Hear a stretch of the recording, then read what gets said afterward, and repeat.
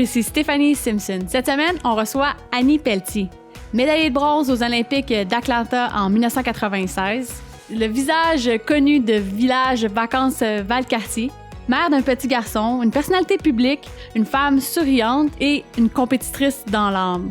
Dans cette entrevue, elle nous parle de sa vie d'athlète. C'est quoi s'entraîner pendant 15 ans pour, dans le fond, 45 secondes de performance. De son rêve de jeunesse qui était de lever les bras dans les airs et de dire « victoire » ou « j'ai réussi ». De son rôle de mère, et elle ouvre son cœur sur le décès de son père et du suicide assisté, un moment émouvant. D'ailleurs, Annie, on voulait vraiment te remercier de nous avoir parlé de tout ça avec une si grande sincérité. Chaque semaine, on lit vos commentaires et vos suggestions d'invités, alors continuez comme ça. Ça nous aide vraiment beaucoup, puis ça nous permet aussi de rencontrer d'autres personnes ou d'avoir des invités qu'on n'aurait même pas pensé avoir à l'émission. Sinon, vous pouvez continuer à nous suivre sur Instagram, sur Facebook, sur iTunes ou sur YouTube. Cette semaine, Annie Pelletier. Bienvenue aux machines. Ce podcast vous est présenté par l'équipe Tardif de Royal Lepage et l'équipe Stéphanie Simpson de Multiprêt Hypothèque. Pour tous vos besoins immobiliers, l'équipe Tardif et l'équipe Stéphanie Simpson avec vous jusqu'au bout. Bienvenue aux machines, tout le monde. Annie Pelletier. Annie, écoute, tes présentations sont plus à faire. Tout le monde te connaît. Surtout dans notre génération, ce que tu disais, c'est que les gens se souviennent de toi présentement pour être la personne qui parle des glissades d'eau. De Valcartier, oui. Ils pensent que je suis juste la madame des glissades. Excusez madame, est-ce que vous êtes la madame des glissades? Ils me disent ça dans le métro quand je prends le métro. Puis là, je leur dis oui, effectivement, mais tu sais que j'ai fait autre chose dans ma vie. Puis là, je leur raconte rapidement, entre deux stations, que j'ai déjà été une ancienne athlète, que ça paraît peut-être pas, mais que oui, je suis une ancienne athlète et que j'ai fait les Jeux olympiques en 96, quand j'avais 22 ans. Puis que j'ai remporté médaille pour le Canada, puis ils sont vraiment tous surpris. Non, il y a toute une génération, je te dirais les 30 ans et moins, là, ils savent pas. Mais les 30 ans, de 30 à 100 ans, ils s'en rappellent. Mais merci d'avoir accepté l'invitation. Merci, je sais que c'est ta première participation à un podcast qui s'appelle Les Machines. Nous autres, Les Machines, on parle de tout ce qui est entre les deux oreilles, en fait, qui est par rapport à la performance, à l'entrepreneuriat, à être des meilleures personnes, puisque le but, c'est d'inspirer des gens à réaliser leurs rêves puis à accomplir leur plein potentiel. Fait que tu étais un invité qui était tout indiqué pour ça. Mais merci bien. Fait que merci d'être là. Annie, pour les gens qui ne te connaissent pas, parce qu'il y a des générations de 35 ans, 30 ans et moins qui ne te connaissent pas, parle-nous un petit peu de toi. Mais en fait, j'ai remporté une médaille olympique à l'âge de 22 ans, il y a 22 ans. Donc, ça me fait, si on s'est bien compté, ça me fait 44 ans cette année. Je suis la maman d'un petit garçon qui va avoir 3 ans en décembre prochain. Je travaille à la Fondation de l'athlète d'excellence du Québec depuis 14 ans déjà. Je suis directrice des communications de cette fondation-là, qui remet principalement, notre mission, c'est d'appuyer financièrement les étudiants athlètes de partout au Québec avec des programmes de bourse, donc de l'argent, des sous pour leur permettre de faire des camps d'entraînement, etc., etc. Et aussi de leur offrir des services pour préparer l'après-carrière sportive. Alors, depuis quelques années, on a une expertise au bureau pour mieux les encadrer au niveau de la conciliation sport-études et aussi les préparer pour l'après, parce que l'après-carrière sportive, c'est pas un plan B, hein, c'est vraiment un plan A. Tout le monde y passe, que ce soit à 20 ans ou à 35 ans. À un moment donné, tu dois accrocher ton speedo ou tes patins, puis passer à l'autre étape. Alors nous, on leur fournit plusieurs conseils à ce niveau-là. Et je suis bénévole pour Olympiques spéciaux Québec aussi depuis 20 ans. Je suis très impliquée avec la déficience intellectuelle pour plusieurs raisons. J'ai un frère qui vit avec une déficience intellectuelle qui s'appelle Michel, qui a 55 ans, qui est en famille d'accueil. Et depuis mon tout jeune âge, je rêvais de travailler avec les enfants trisomiques, notamment. Il est pas trisomique, mon frère, mais j'ai toujours eu une fascination pour la trisomie 21. Donc, j'ai commencé à étudier à l'UQAM en orthopédagogie. Et là, dans les années 95-96, et bon, les Jeux olympiques d'Atlanta était au même moment, donc la médaille olympique a complètement changé ma vie. J'ai décidé d'aller plus vers les communications que l'enseignement, mais c'est ça. Donc, je gagne pas ma vie avec nos jeunes déficients intellectuels, mais je pense que je gagne une partie de mon ciel en étant impliquée avec eux depuis 20 ans. C'est drôle que tu en parles parce que je me demandais pourquoi justement tu es impliqué tellement dans cette cause-là, puis tu me parles de, je sais pas si beaucoup de gens le savent, que tu as un frère qui est dans une situation. J'en ai parlé quand même souvent quand on me demandait pourquoi je suis si impliquée avec Olympiques spéciaux Québec. C'est parce que mon frère, tu sais, qui a 55 ans, a 11 ans de plus que moi, et donc c'est mon grand frère, mais en même temps, ça a été mon petit frère pendant toute ma jeunesse parce que j'ai eu à le protéger de différentes situations. Puis j'ai vu comment le sport, lui, c'est un joueur de bowling, et j'ai vu comment le sport a vraiment changé sa vie, comment vraiment pas seulement physiquement parce que ça le gardait un peu en forme quand même. Le bowling, il faut avoir une forme physique, hein, et il faut la lancer la boule dans le milieu de l'allée, mais aussi au niveau de l'estime de lui-même, au niveau de se faire des amis, de s'identifier pas juste en tant que déficient intellectuel dans la vie, mais de s'identifier comme athlète à part entière, comme joueur de bowling, faisant partie d'une équipe régulière, disons-le. Il a été intégré dans une équipe avec des gens du régulier et non une ligue spécialisée, par exemple, en déficience intellectuelle. Alors, c'est une grande source de valorisation pour lui. C'est bon dans sa routine et c'est une grande source de fierté quand il fait il y a presque... Devant moi, je l'ai vu faire 8 abats en ligne. Je sais pas si vous connaissez un peu le bowling, là, mais il est pas loin. Il est vraiment pas loin de la partie parfaite. C'est hallucinant. Puis il y a des problèmes de vision, d'équilibre et tout ça, de dextérité, de coordination. Puis il réussit après, je pense que ça fait plus de 30 ans qu'il joue au quilles, à bien avoir son propre style, puis à vraiment lancer la boule pour que ça fasse tomber les quilles. Wow. C'est impressionnant. Ouais. Annie, parle-nous de qu'est-ce qui se passe pour un enfant, comment un enfant comme toi fait pour devenir finalement un athlète olympique. Je sais que tu as parlé à quelques reprises que c'était la fibre sportive de ton père. J'ai déjà entendu ça. En fait, mon père c'était vraiment un sportif de salon, hein. Fait que lui, il regardait comme le football. Tous les sports. Oui, c'est ça, mais assis dans son fauteuil quand même, là. Mes parents étaient pas des grands sportifs, ni mes deux frères. En fait, j'avais un frère. Mon autre frère, Alain, lui, c'était un touche-à-tout. Alors, quand il était jeune, j'avais quand même 9 ans de différence avec lui. Je me rappelle plus vraiment de sa jeunesse à lui, mais je suis arrivée plus tard. Mais c'est vraiment un touche-à-tout. Donc, il a fait de la boxe, du kayak, il a joué au hockey. C'était un touche-à-tout qui voulait pas nécessairement performer dans un sport. Il y avait pas vraiment la fibre compétitive, supporter la pression, tout ça. C'était pas son bag, mais lui, il voulait être polyvalent, puis il aimait essayer de tout. Mon frère Michel, celui qui vit avec un handicap, il était beaucoup plus limité en termes d'aptitude physique. Donc, il a été vraiment plus dans le bowling.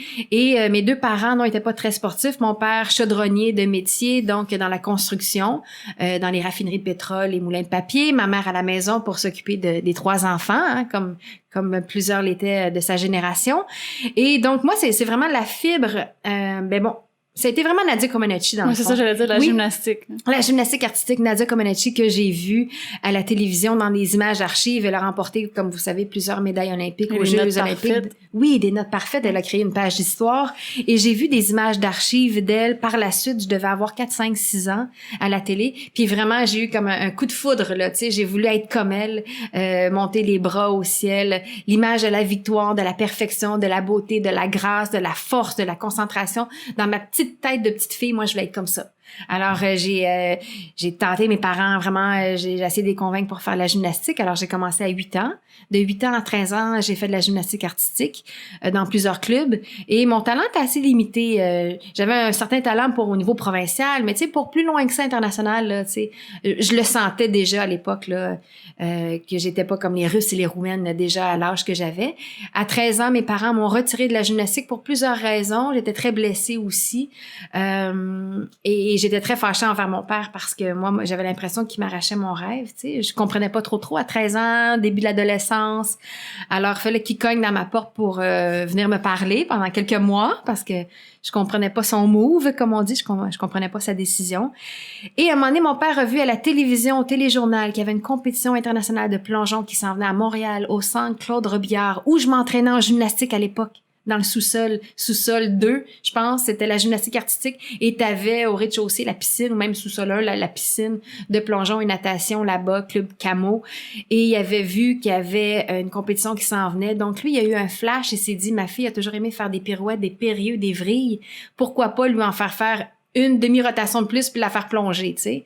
Puis on avait Sylvie Bernier aussi, qui était notre inspiration au Québec, qui était un exemple, une Québécoise qui avait réussi à monter sur le podium olympique, alors qu'en gymnastique, hein, on n'a jamais eu de Québécoise qui était montée sur le podium olympique, donc c'est un peu plus inaccessible.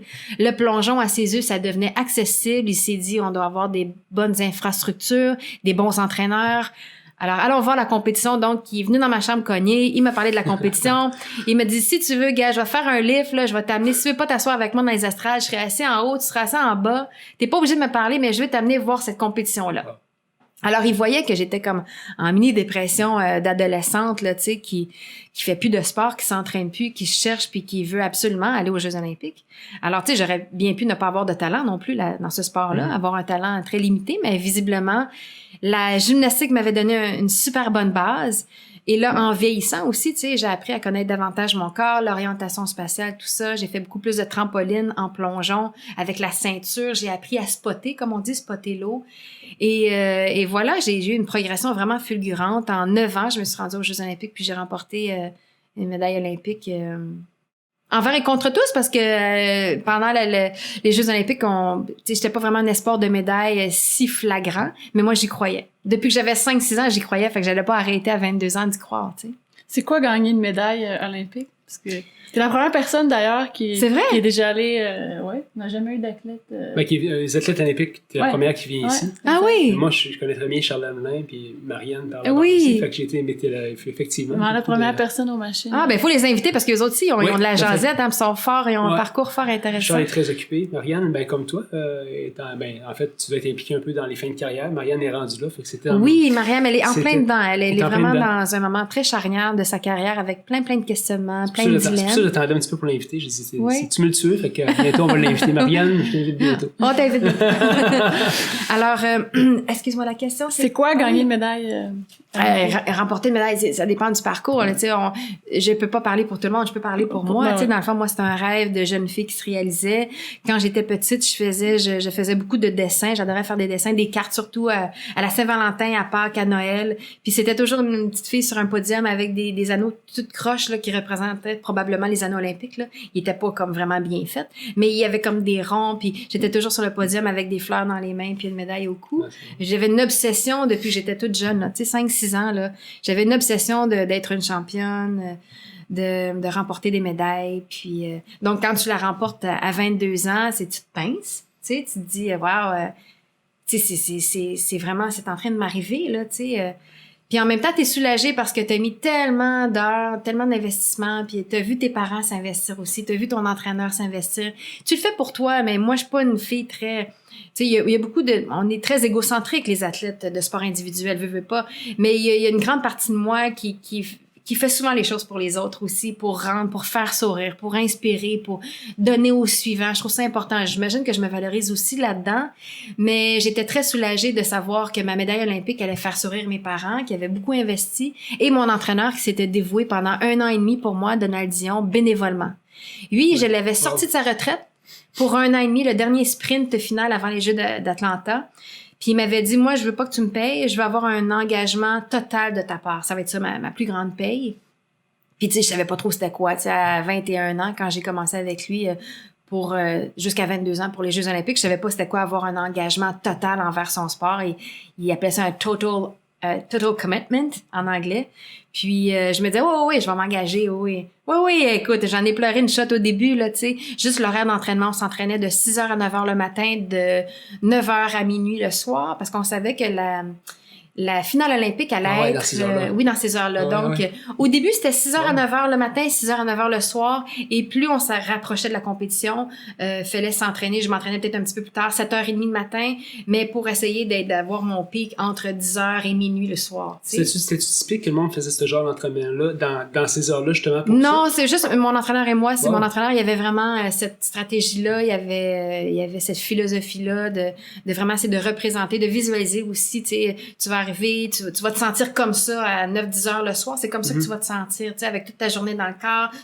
Est-ce que tu as besoin de faire une sieste, oui ou non? Tu sais, il fallait tout préparer. Il fallait tout savoir. Il fallait tout savoir. Laissez rien au hasard. Et donc, qu'est-ce que tu aimes manger avant, pendant, après, la veille, le sommeil, tu sais. C'est pour pas se dire, arriver en entrevue puis dire... tu sais, moi, j'ai pas vraiment super bien performé parce que j'étais vraiment fatiguée. Moi, quand j'entends les athlètes dire qu'ils étaient fatigués, tous les athlètes olympiques sont fatigués le jour de leur compétition. Pourquoi? Parce que tu as un stress, parce que tu dors pas nécessairement comme un gros bébé pendant 12 heures la veille de ta compétition. Alors, il faut que tu te sois entraîné dans ces conditions-là. Ça devrait plus être une raison de dire que tu as contre-performé. Tu sais, la fatigue ou j'avais de la misère à gérer mon repas ou... Tu sais, il y a des choses qu'on doit éliminer d'emblée pour se permettre là, d'essayer d'avoir se donner plus de chance. Tout à fait. De se donner le plus de chance de son côté d'avoir une performance maximale. quand tu as gagné ta médaille, est-ce que tu savais quand tu es parti du tremplin, tu sais, quand tu fais ton départ de ton plongeon, tu te dis ça, c'est le bon. Est-ce que tu le vois comme ça ou... Tu veux dire, mettons, quand t'es dans les airs, ça se passe tellement vite, tu sais, t'es une semaine, non, c'est un drôle de lapsus, t'es 1 seconde et demie dans les airs, hein. Ah ouais, hein? Alors, aussitôt que tu presses, tu sais, puis moi, je pensais beaucoup à ma technique, là. J'étais pas une fille de pilote automatique. Moi, je me concentrais sur ma technique à chaque plongeon. J'avais 2-3 trucs auxquels je pensais. Puis, ça se passe tellement vite que, non, c'est quand t'arrives dans l'eau, bien souvent, t'as une bonne idée si tu vas avoir un 5,5 ou tu vas avoir un 8, là, tu sais, quand même. Tu sens l'eau qui coule sur ton corps. T'entends le bruit aussi du rip, là, tu sais, quand on déchire l'eau avec nos mains. Puis tu t'es bien senti tout au long. Ça a été facile. Quand tu sens que ton plongeon est facile, bien souvent, c'est parce que ça a eu de l'air facile et ça fait augmenter les notes.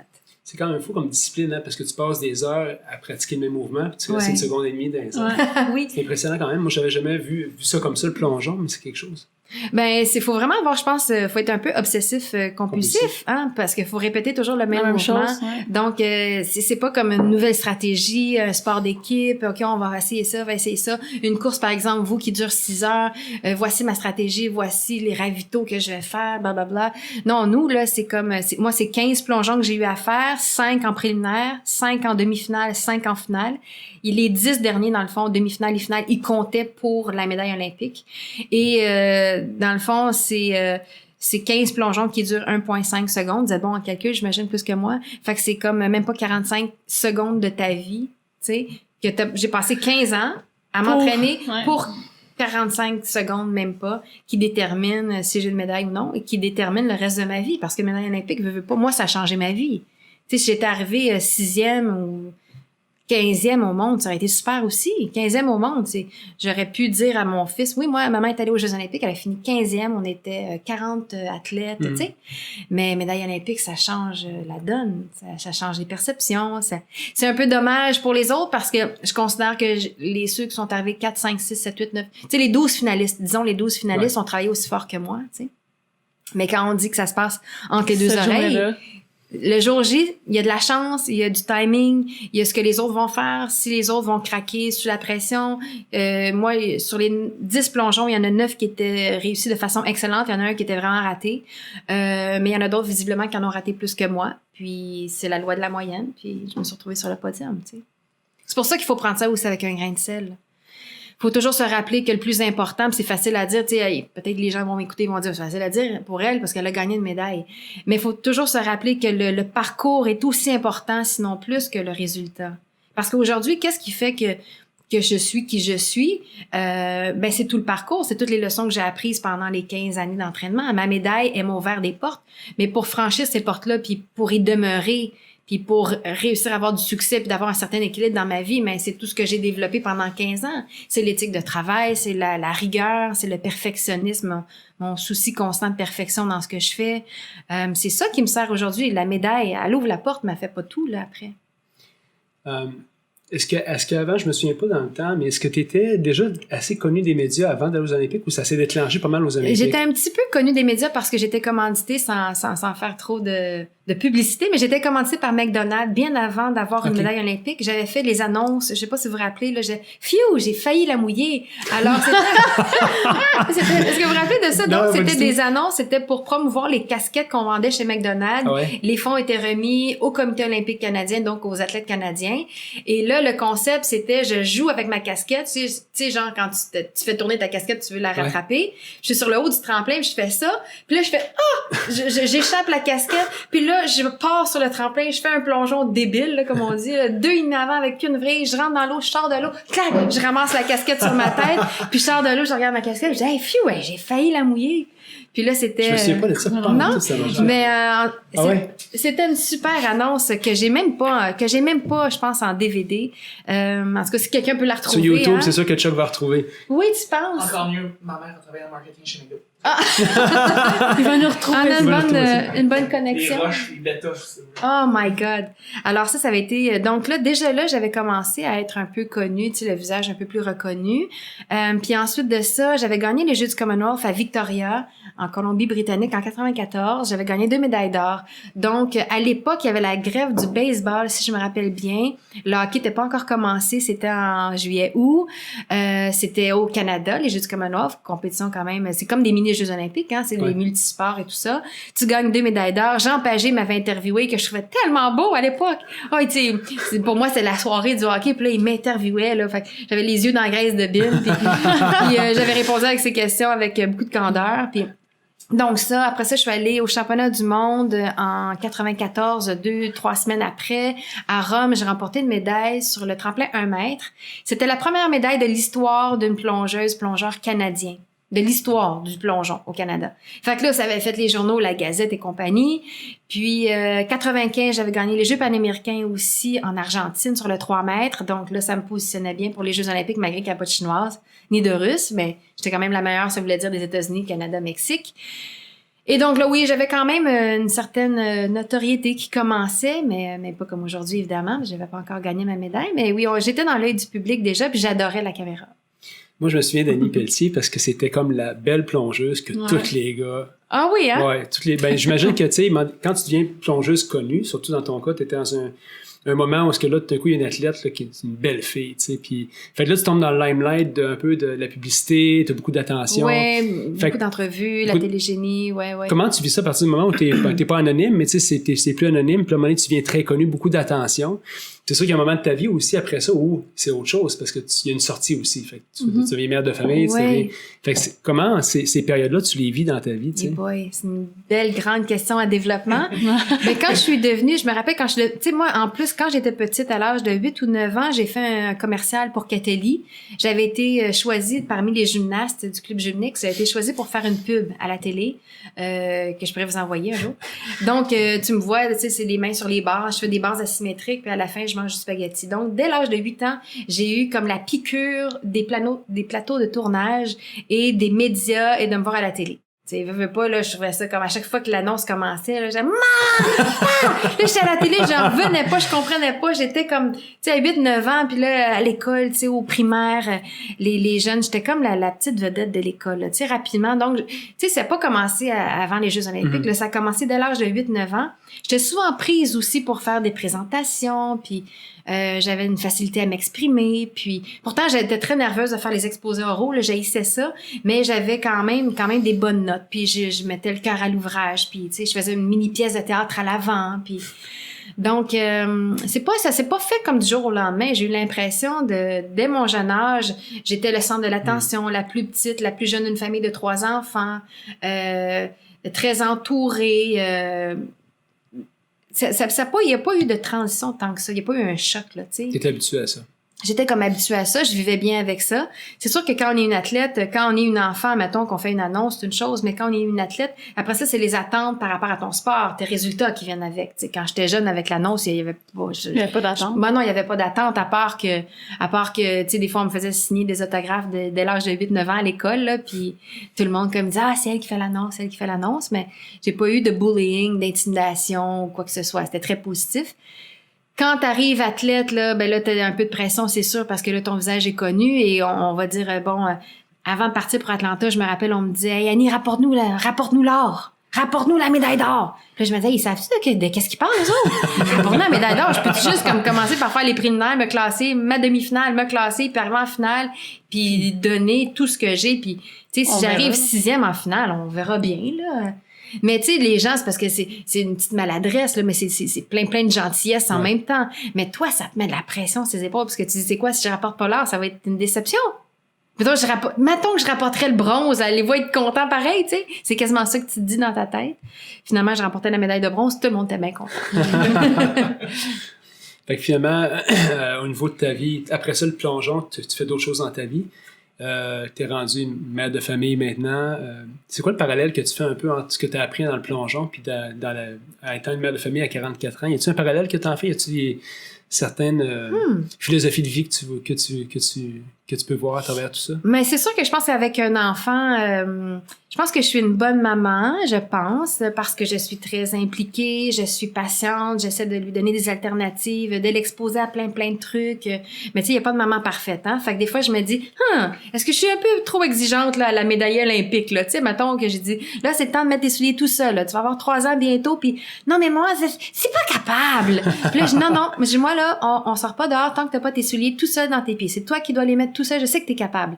Puis là, des fois, il s'impatiente, puis là, je me dis, ouais, jusqu'où je le pousse, là, tu sais, à faire les choses toute seule, à être autonome. Tu sais, des fois, je suis pas certaine. Peut-être des fois, j'ai un 6 mois de gap, là, dans le sens que je me dis, ouais, peut-être qu'à 3 ans et demi, il va être encore meilleur. Tu sais, des fois, tu le sais pas. C'est mon premier enfant, là. C'est-tu à 2 ans qu'on est capable d'attacher nos souliers tout seul? C'est-tu à 3 ans? Puis là, des fois, bon, je vais lui attacher tout seul. Puis des fois, je maintiens le non. Je dis non. Là, t'es capable d'enlever ton pyjama tout seul aujourd'hui. Puis donc, tu sais, je suis exigeante. J'essaie de l'amener à être une meilleure personne, un meilleur petit garçon, plus autonome, plus fier de lui. Puis en même temps, l'estime de soi, tu sais, ça se bâtit. Fait que c'est fragile. Là. Je me dis, faut pas que je le pousse trop. Des fois, je peux le faire un petit peu à sa place, l'aider. Des fois, non, tu sais. Fait que je suis toujours en train de me poser la question. Ça, c'est-tu bien? Ça, je pense que c'est n'importe quel parent. Là. Ouais. Comme médaillé olympique, je sais pas s'il y a un petit côté perfectionniste, là, que... Tu sais, je veux toujours qu'il soit bien mis, puis on brosse les dents. Moi, ça me tente pas. Ben, je sais, moi non plus, des fois, ça me tente pas, mais on le fait pareil. Alors, tu sais, j'ai une rigueur peut-être que j'amène. Ouais. Puis en même temps, je me remets souvent en question aussi. J'essaie de dire, est-ce que c'est bien ce que je fais? Est-ce que je fais à son rythme? Est-ce que... Alors... C'est ça. Faut pas en faire un petit garçon parfait, ça c'est sûr. Mais en même temps, je vais essayer de l'amener au meilleur de ce qu'il est capable d'être. Tu sais, de lui donner tous les outils, puis l'exposer à plein d'affaires possibles pour qu'il trouve sa passion. Les enfants, ça présente des défis, mais souvent, ils vont nous défier dans le bon sens. Parce qu'il y a une sorte de zone de confort, comme tu dis, tu es très perfectionniste, mais l'enfant que tu as, il est peut-être pas autant. Puis, nos enfants sont pareils, je parle pour moi aussi. Tu as des enfants qui vont te ressembler, d'autres très différents, mais tu apprennes à voir à travers tout ça, puis à t'adapter dans ça. Mais tu sais, c'est d'essayer de leur enseigner tu sais, leur offrir un bel encadrement, des leçons de vie aussi, puis des règles de la vie. Tu sais, maman, c'est pas capable, mais je sais, je le vois que t'es pas capable, mais on va essayer encore. Puis tu vois, regarde, si tu tires ta langue de ton soulier, tu vas avoir plus d'espace pour mettre ton pied, ça va rentrer plus facilement. Je te jure, essaye. Puis là, maman, vérifie. Tu vois? Alors des petits combats comme ça, des petites victoires, fait en sorte que la prochaine fois, oublie pas les velcro, hein. On les tire comme ça, 1, 2, puis là on les tire un petit peu. Là, on tire la langue. Puis là, tu sais, ça rentre. C'est de répéter, d'être patient, tu sais, puis les encourager, les féliciter. Moi, j'essaie de les féliciter le plus souvent possible quand ça a du bon sens. Puis des fois, j'ai dit non, moi, je suis pas contente. Moi, je suis pas contente. Là, Arthur, il est pas très, très gentil, là, aujourd'hui. Il écoute pas beaucoup, là. Tu sais, quand il fait sa toupie, là, des fois, il est comme une toupie, hein. Vraiment, il veut rien savoir, il veut pas s'habiller. Puis là, tu sais, je le laisse aller, je lui donne une petite pause, je vais faire des choses. Puis des fois, je reviens, puis c'est pas qu'est-ce qui s'est passé, mais ça fonctionne mieux. Donc, essai-erreur, comme parents aussi, des fois, on essaie des choses, des fois, on boque un peu plus, des fois, je le laisse respirer, je le laisse aller. Des fois, on est pressé, fait que je le mets le pantalon à sa place, puis j'y attache sa tuque, puis let's go, on s'en va. Ben, tu l'as dit, le parallèle, c'est comme parent, entre le plongeon, c'est répéter, oui. et être patient. Exact. Oui, tout à fait. Répéter, être patient, être persévérant. T'essaies de lui inculquer tel genre de trucs. Des fois, ça rentre super facilement. Des fois, puis il comprend pas tel concept. Peut-être qu'il est un peu trop jeune. Peut-être que là, il était trop fatigué cette journée-là. C'est juste d'être persévérant, puis tu sais, comme je disais tantôt, je savoure avec mon enfant. Je l'ai tellement désiré. Je savoure chaque instant. Les bons comme les moins bons moments, tu sais. Pas fait de crise de bacon trop, mais tu sais, des moments où il offre plus de résistance. Tu sais, des fois, je prends du recul, je me dis, c'est sûr que je vais en rire quand il va avoir 20 ans. Fait que relax, ça marche pas, ça y tente pas. C'est pas plus grave que ça. Tu sais, je relativise beaucoup, puis persévérance. Tu sais, je sais que ça va bien aller. Est-ce que tu souhaiterais que ton enfant ait un parcours olympique lui aussi? Quand tu regardes ça?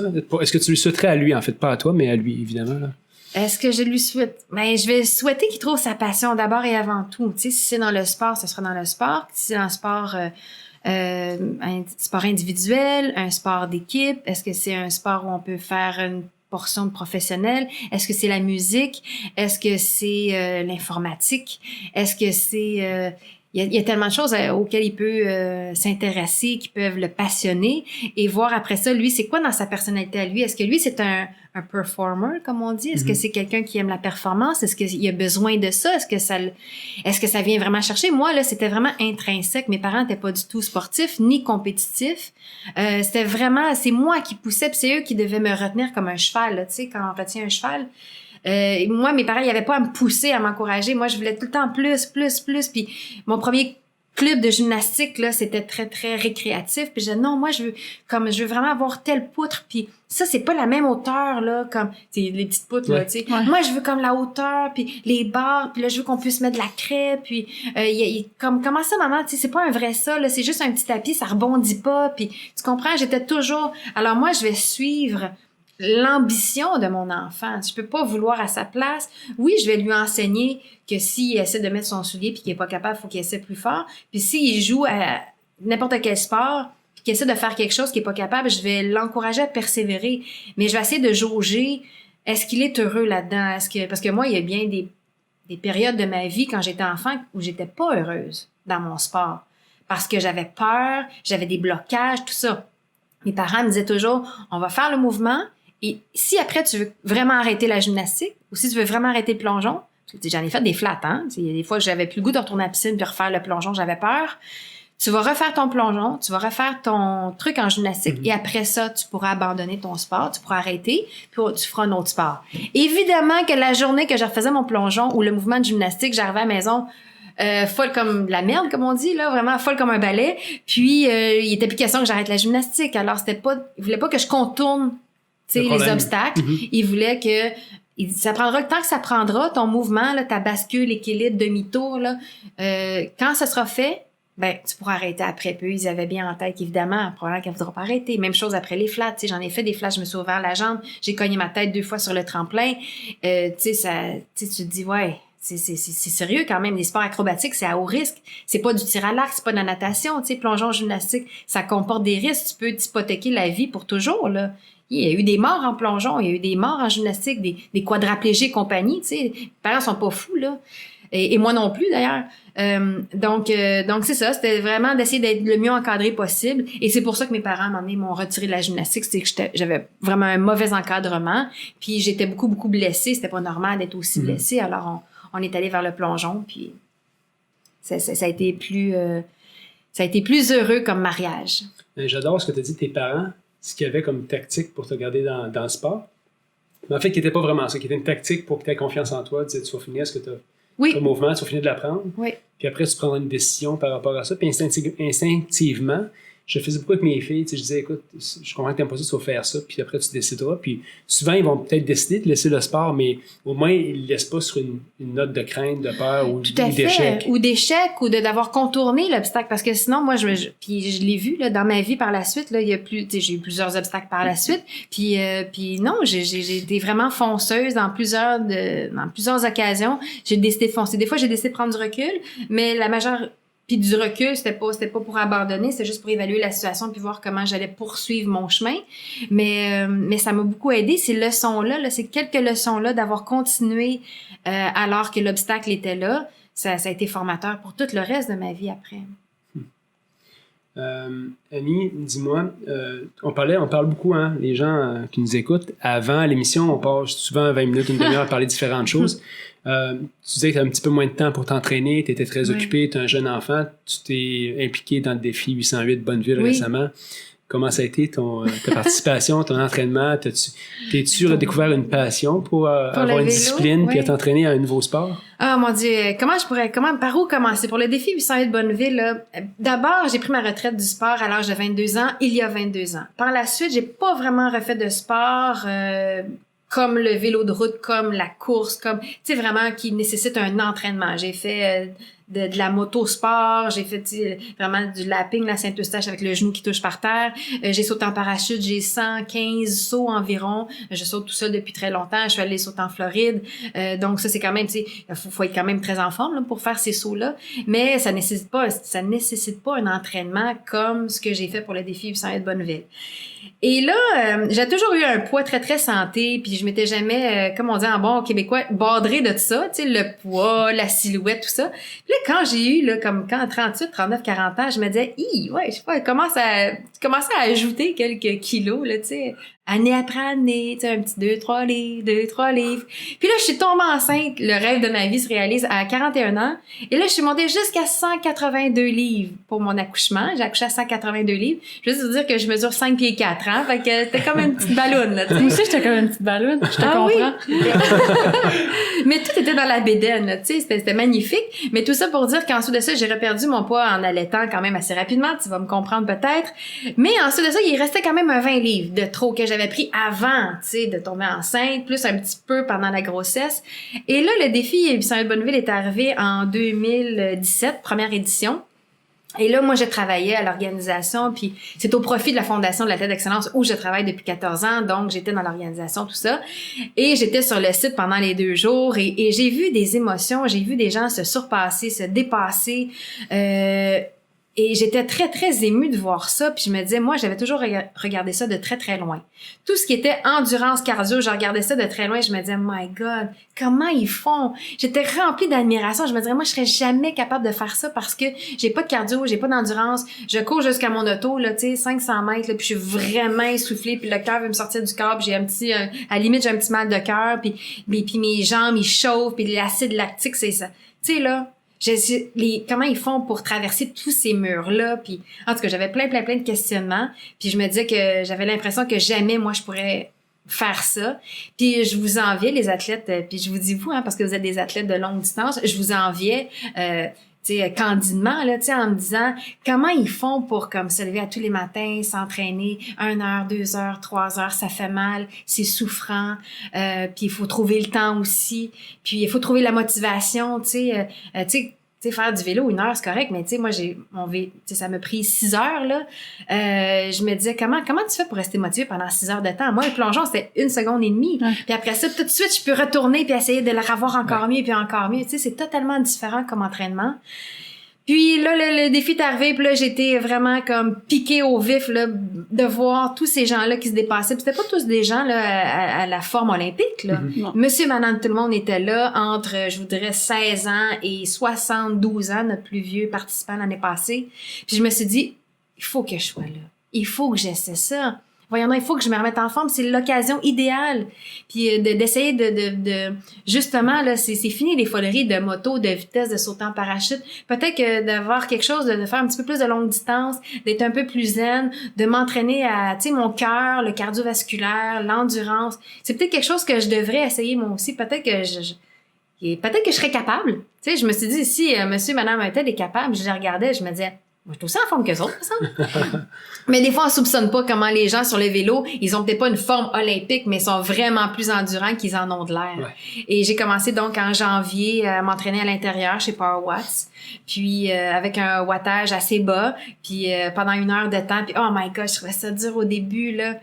Vraiment difficile pour les fesses, d'abord et avant tout. Le vélo, j'avais aucune connaissance vélo, j'avais jamais vraiment fait de vélo, changer des vitesses, le petit plateau, le gros plateau, se lever debout sur un vélo, oh my God, je trouvais ça dur, là, tu sais, d'avoir le bon...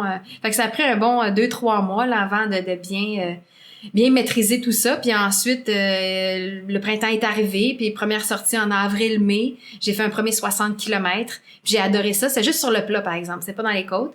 Puis à tous les mardis, Danny Bonneville, qui est le président fondateur du défi 800 de Bonneville, il m'invitait avec 2 de ses employés, Karine et Mélanie. On allait monter le sommet Trinité à Saint-Bruno ou le Mont Béic, là, la côte du Moulin là, à Saint-Hilaire. Et on a fait ça. Première fois que j'ai fait ça, c'était épouvantable. Comment je trouvais ça dur. Là, puis comment mon cœur pompait. J'étais essoufflée à plus pouvoir parler du tout. Puis elle m'a demandé, je vais-tu être capable de monter en haut, là? Puis c'est quoi, la semaine d'après, j'allais au chez Power Watts pendant la semaine, puis là, mettons, là, après ça, là, c'était déjà un peu meilleur. Puis là, j'ai appris à me lever sur mes pédales, changer le mal de place aussi, hein, tu sais, parce qu'à un moment donné, les jambes, ça me chauffait. Là, debout sur les pédales, debout, assis, faire un petit peu de zigzag. OK, puis là, me timer, puis là, l'aspect compétitif. Enfin, moi, je pensais que j'étais plus compétitive. Oh my God!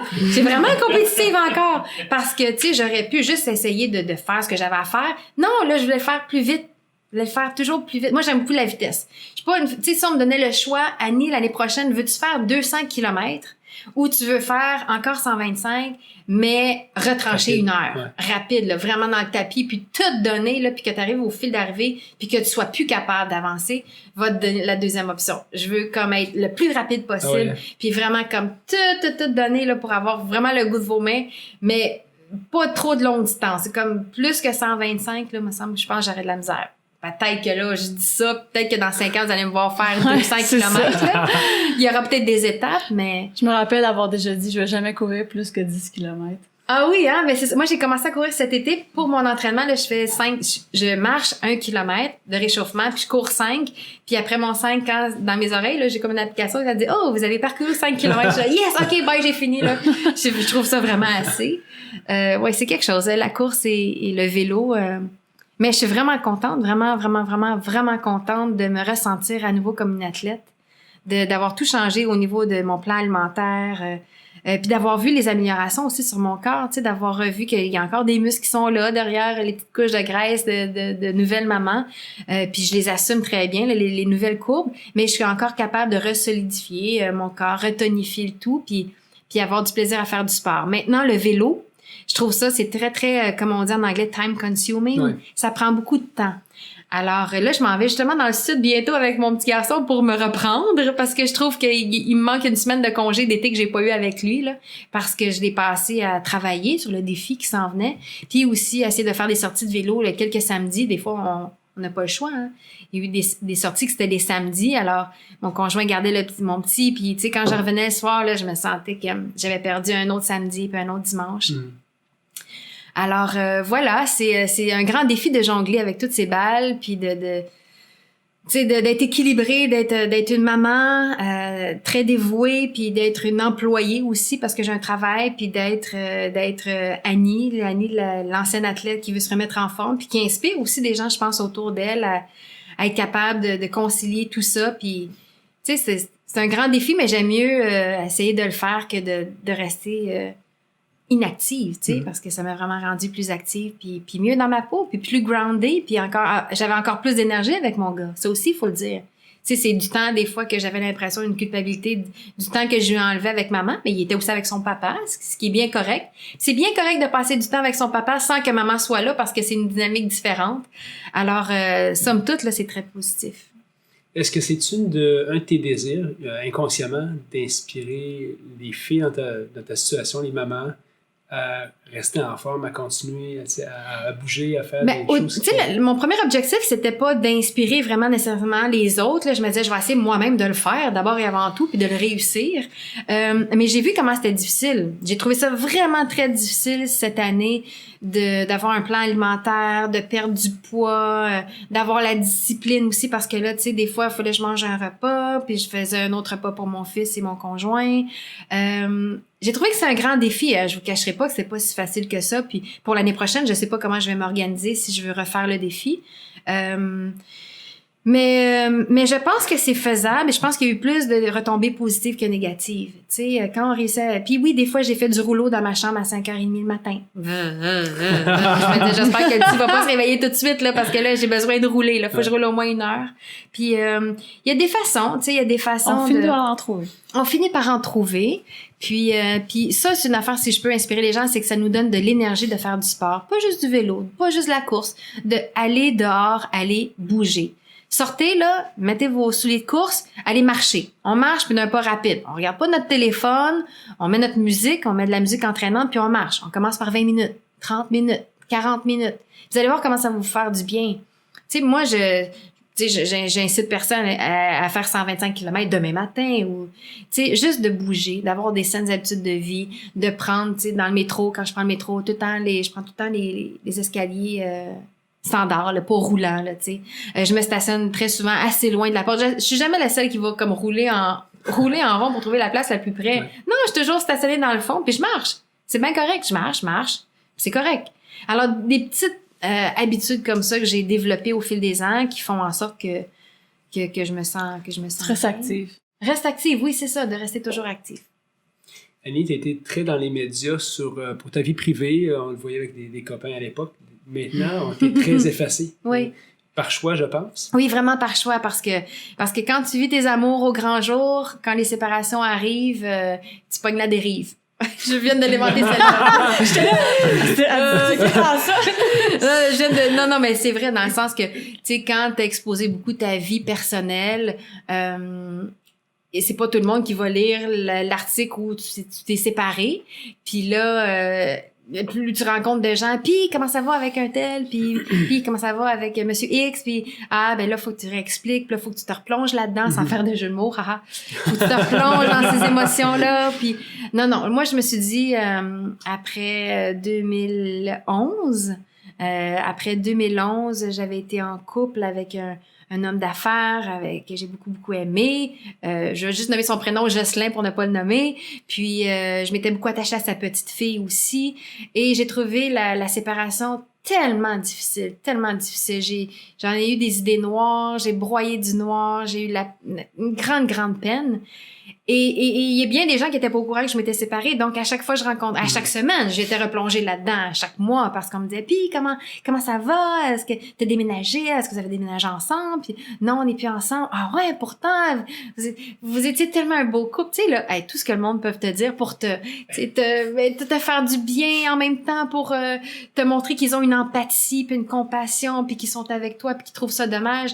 Ils te disent toutes des affaires, puis là, tu te dis, ben oui, t'es cute ensemble, mais ça n'a pas marché. Qu'est-ce que vous voulez que je vous dise? Puis là, tu souris, tu ris, tu fais des blagues, mais t'arrives chez toi, puis tu pleures, puis t'arrives dans ton auto, puis tu sais, faut que tu te recraignes parce que t'as fait comme 2-3 pas derrière pour essayer d'en reprendre vers l'avant, puis d'essayer de regarder en avant, puis de garder espoir sur l'amour, tu sais, le grand amour, puis tout ça. Puis donc, oui, j'ai décidé après 2011 que ma vie privée allait rester privée, puis de rester discrète, puis c'est sain. Je pense que c'est plus sain aussi pour moi.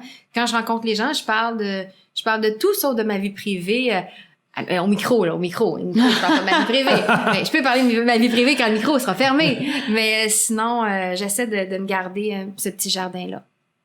C'était positif de faire ça comme ça? Oui, très positif. Très positif. Oui. Parce que, tu sais, les médias sociaux, puis là, on parle plus de médias sociaux, tu sais, les médias sociaux, on sait pas où est-ce que ça va mener, hein. Les images de nos enfants, tout ça. Moi, quand j'étais enceinte, j'ai mis des photos avec ma bédaine. Bon, on a fait des photos sous-marines que je trouvais vraiment cool. Ouais, il y avait un lien avec la plongeuse, puis ensuite, quand il est né aussi, parce qu'il y avait tellement de gens qui étaient heureux pour moi que je me suis dit, je vais pas envoyer 1000 courriels à 1000 personnes que je connais de mon enfant. Je vais mettre ça sur Facebook quand il est né. Puis ensuite, j'étais tentée des fois d'en mettre, puis il y avait toujours quelque chose que je me disais, pourquoi tu le protégerais pas? Tu sais, les médias, tu sais pas où est-ce que ça en va, ces photos-là. Tu sais pas qui te suit non plus. Hein, moi, je sais pas qui me suit. Je les connais pas tous, là. Les 5000 amis et je pense que je suis rendue à 8-9 000 followers, là, comme on dit en anglais. Je sais pas. C'est quoi leur intention? Est-ce qu'ils m'aiment vraiment, ces gens-là? Est-ce qu'ils ont une jalousie, une envie? Est-ce qu'ils pourraient faire du mal à mon enfant?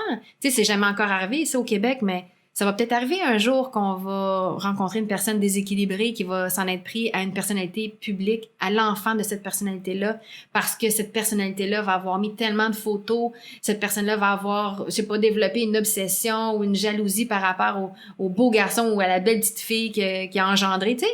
Moi, je pense des fois à ces affaires-là, puis je me dis non. Il n'y a pas besoin de ça. Si un jour il va être sur les médias sociaux lui-même, on verra où est-ce qu'on en est rendu dans 10-15 ans. Là. Il y a juste il va avoir 2-3 ans. Il va avoir 3 ans bientôt. Où est-ce que vont être, où est-ce que ça va être maintenant les médias sociaux dans 10 ans, mettons? À l'aube de son adolescence. Est-ce qu'il va vouloir s'exposer? Qu'est-ce qu'il va vouloir exposer? De quelle façon? Puis les retombées, on le voit pour les jeunes, les retombées de tout ce qu'on met sur Internet. Non, c'est précieux, ça. C'est mon petit garçon. Puis j'ai pas demandé, il peut pas me donner son approbation en ce moment. C'est oui, maman, je veux que tu me montres les fesses à l'air sur le petit pot, puis en train de faire mes dents, puis faire la petite crise de bacon, puis réussir à attacher mes souliers, puis réussir ci, puis... C'est pas mon trophée. Je l'ai, moi, déjà, ma médaille. J'ai pas besoin de ça. Pour moi, c'est vraiment, vraiment, vraiment précieux. Puis je juge pas ceux qui mettent des photos. Je juge pas ça. Même que je suis bien souvent en train de liker ces photos-là parce que c'est des amis à moi qui montrent leurs enfants, tout ça. Mais moi, étant une personnalité connue, publique, avec un grand cercle de gens qui me suivent que je ne connais pas, je fais très attention aux mal intentionnés. Peut-être qu'il n'y en a pas, mais il y en a. C'est pour ça que t'avais peur en venant ici. Non, mais j'avoue que je me suis dit, là, quoi, je me suis embarquée, là? Je m'en vais dans une maison privée. C'est une adresse. J'ai même pas regardé mes C'est un affaires. shop qui m'envoie une invitation. Mais oui, c'est ça. C'est peut-être un fan fini, là, qui m'attend comme ça avec... C'est exactement ça. À la fin, on l'a pas dit. Exact. Annie, tu as vécu ton rêve d'enfant, d'être une athlète olympique. C'est quoi le rêve d'adulte, Annie Pelletier? Mon plus grand rêve, ce serait de réussir ma vie de couple en famille de façon harmonieuse. C'est ça sur quoi je travaille. D'avoir Annie, la mère, la conjointe, la fille, la femme, la sœur, équilibrée. Tu sais, d'essayer de donner à tout le monde et à moi-même aussi ce dont j'ai besoin pour être heureuse. Donc, passer du temps avec mon frère Michel, Alain, ma mère qui vieillit, évidemment mon petit garçon, de l'accompagner dans sa vie, d'essayer d'être équilibré avec mon conjoint aussi, de faire quelques activités, le temps, tu sais, la pointe de tarte, là, pour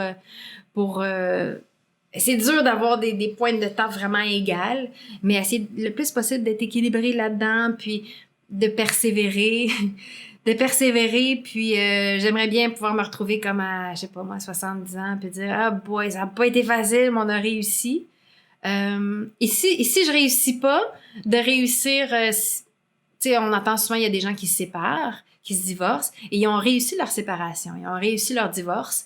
Je pense pas à ça en ce moment, mais tu sais, on sait jamais qu'est-ce qui peut arriver. Donc, c'est d'être équilibré, d'être une femme équilibrée et réfléchie et de prendre les meilleures décisions pour le bien pas mal de tout le monde. Est-ce que tu trouves que c'est plus complexe, une vie d'athlète olympique ou une vie de mère de famille? Oh, une vie de mère de famille, c'est bien plus complexe! My God, oui, parce que, tu sais, quand t'es une athlète olympique, t'as 20, tu sais, moi, je considère que j'ai été une athlète vraiment de pointe à partir de l'âge de peut-être... J'ai commencé la gymnastique à 8 ans, peut-être qu'à 10, 11 ans, là, je commençais vraiment à m'entraîner très, très fort, mettre beaucoup d'heures, jusqu'à 22 ans. Tu sais, entre 10 ans et 22 ans, t'as pas beaucoup d'inquiétudes, t'as pas beaucoup d'autres priorités, t'as pas de compte à payer, t'es vraiment centré sur toi, sur tes petits et grands rêves, t'as une candeur, naïveté face à la vie, tu te crois tout est possible, t'as pas de marque beaucoup sur ton cœur, en tout cas, je vais parler pour moi, évidemment qu'il y a plein d'enfants qui ont un scénario différent, faut pas l'oublier. Moi, je viens d'une famille, tu sais, je viens de l'Est de Montréal, tout ça, dans un quartier quand même assez rough, mais sur mon cœur, j'ai eu des bons parents, un bel encadrement qui m'ont appuyé dans ce que j'ai fait, puis j'ai eu une enfance heureuse à faire du sport, puis à être populaire à l'école, puis tu sais, j'ai eu mes difficultés, j'ai eu mes défis, mais je considère que j'ai eu vraiment, si je me compare à bien d'autres, là, une belle enfance. Donc, c'est quoi encore la question? Oui, la vie de mère. Ben là, c'est parce que, tu sais, quand on est mère, oui, j'écoutais tantôt, il y avait une entrevue. La charge mentale est beaucoup plus grande à 44 ans qu'elle l'était entre 10 et 22. Là, il y a la charge mentale de mon enfant, de sa vie, de mon travail, de ma maman, de mon frère Michel aussi qui vieillit. J'ai mon frère Alain aussi qui...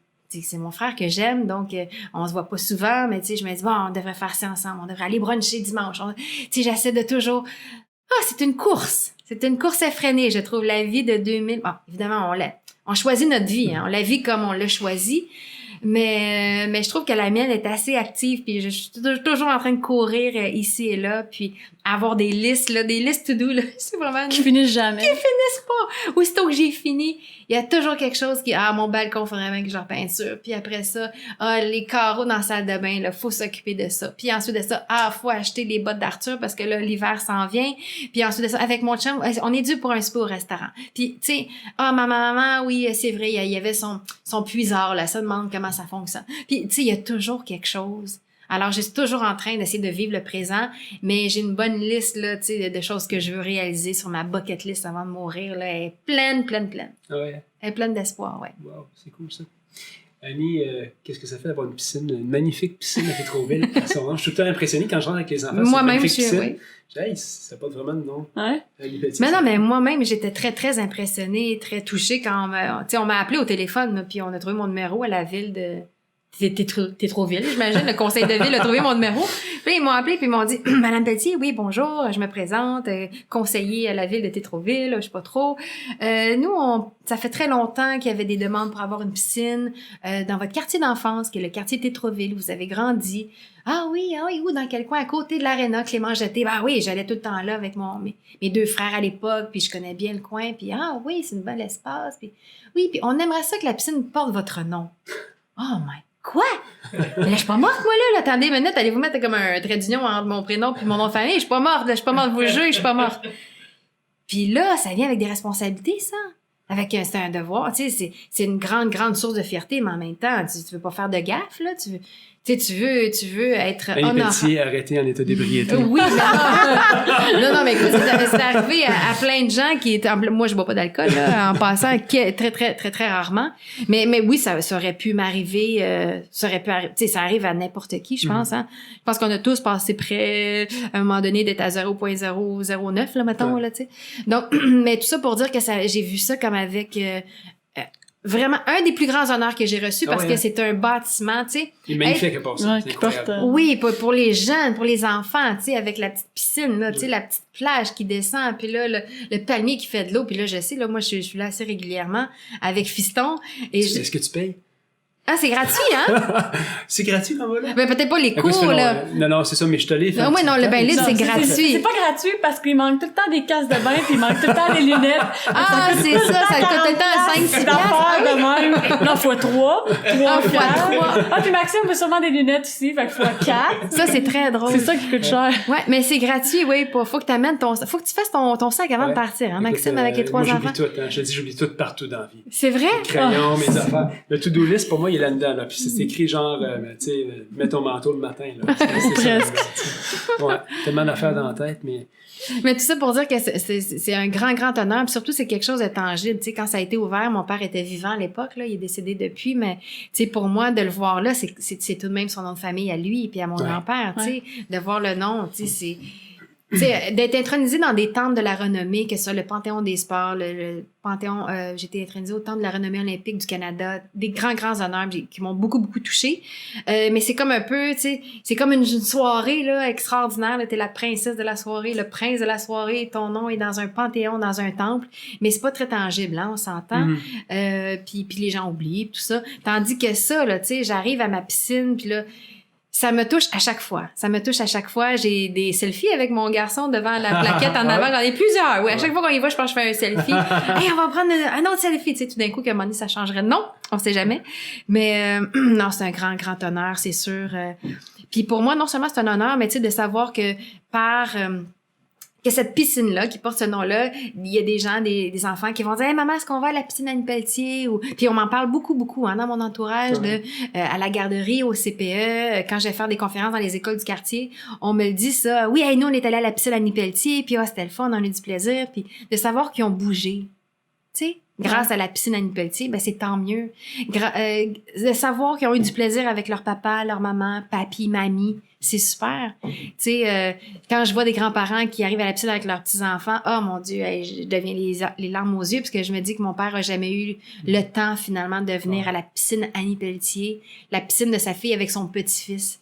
Il n'aura pas eu le temps de vivre ça. Parce qu'il est décédé, mon fils avait 10 mois, mais c'est pas grave. Je sais qu'il regarde ça d'en haut, puis fait que non, c'est ça, c'est un grand honneur, puis je m'efforce, pas que je m'efforce, mais je m'assure de faire une bonne vie, tu sais, d'être digne de mériter ça. Tu as mentionné ton père. Ouais. Particulier, je pense, ce contexte où ton père a quitté le monde. Mm-hmm. Et tu veux en parler un petit peu? Ah oui, certainement. Ça fait je sais pas, entre autres, j'étais pas au courant de ça, de la manière que c'était passé. Moi, puis c'est en préparant l'entrevue qu'on a vu ça. Fait que c'était comme quelque chose. On était là, on en parle-tu ou pas? Oui, ben écoute, là, ça fait 2 ans, le 3 octobre dernier. Ça fait 2 ans qu'il est décédé dans mes bras, grâce à l'aide médicale à mourir. Donc, il est dans les premiers, dans le fond, à avoir réussi à obtenir cette décision-là en sa faveur pour demander l'aide médicale à mourir. Alors, qu'est-ce que c'est l'aide médicale à mourir? Pour ceux qui ne savent pas, c'est lui qui va décider de la date et de l'heure de son décès par injection. Donc, c'est quelque chose parce que mon père, c'est quelqu'un qui avait toujours beaucoup aimé la vie. D'ailleurs, c'est moi qui ai fait comme le montage vidéo, là. J'ai mis des heures et des heures à faire un montage vidéo qu'on a présenté à la famille suite à son décès. Puis, je me suis rendu compte comment, premièrement, je suis toujours sur les genoux de mon père. Toujours. Puis ma mère, elle me disait tout le temps, elle disait, ah oui, toi, t'étais la petite fille à papa, là. Il m'appelait son petit cul. Puis, ouais, ça a été mon surnom, là, jusqu'à temps qu'il décède. D'ailleurs, même adulte, il m'appelait comme ça. Ça faisait rire bien mes chums, puis mon entourage. Mais j'étais son petit cul, puis j'étais partout avec lui. Quand j'étais jeune, tu sais, c'est un gars de la construction qui sacrait pas mal, tu sais. C'était un langage de chantier un peu. Puis, il m'amenait avec lui dans le loader, là. Tu sais, il y avait un loader dans le temps. Il transportait de la neige. On allait à la cour à scrap aussi. Tu sais, vraiment, j'étais un petit tomboy avec lui qui m'amenait partout. Et je le vois dans les photos, le montage que j'ai fait à son décès. Elle était toujours sur ses genoux et mon père était toujours souriant, avec un grand sourire, vraiment candide, là, tu sais, là. Le Roger Bontemps, oui, ça m'a marqué parce que moi, je connaissais son côté bourru un peu, là, tu sais, il y avait ses moments à lui, mais dans l'ensemble, j'ai vu comment il était très lumineux. Tu sais, là, son regard, là, ses yeux bleu pâle, là, puis son sourire, là, ça m'a marqué. Ça m'a marqué, ouais.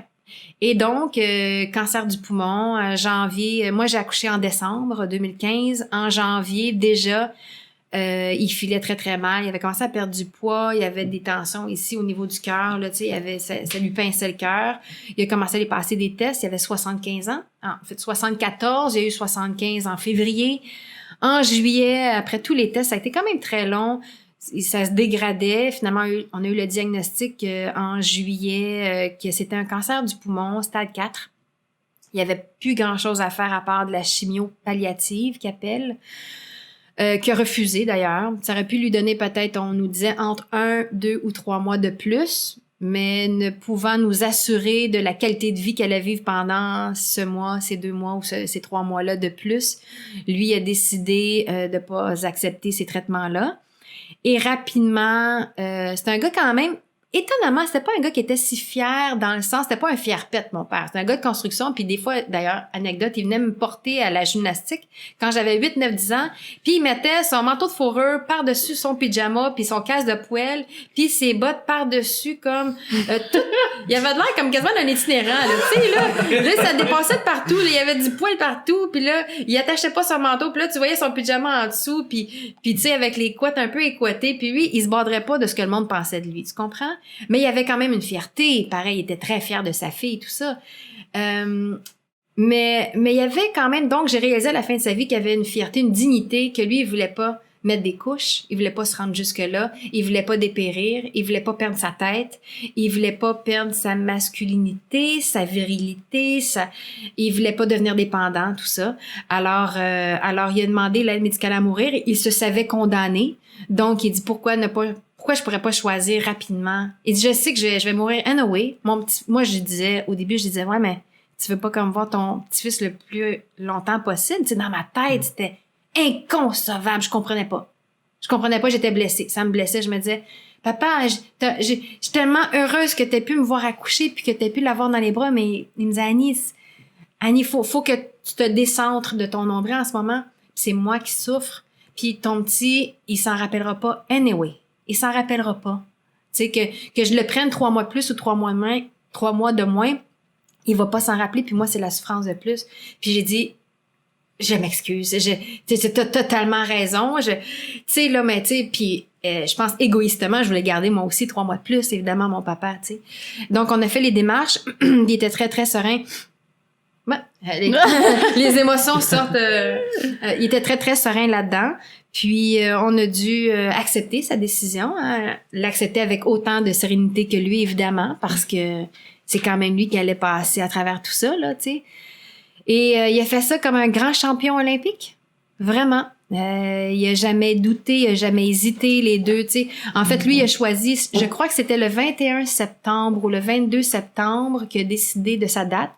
Et à partir de la date que tu décides ça, tu as 10 jours. Ouais, 10 c'est jours ça que j'avais ouvrables. lu. Ouais. 10 jours ouvrables. Alors, tu peux choisir la première journée, puis tu peux choisir une autre date 1 mois plus tard, 3 semaines plus tard, 2 semaines plus tard. Peu importe, tout dépendant si tu as un anniversaire de mariage qui s'en vient, si tu as quelque chose que tu voudrais voir.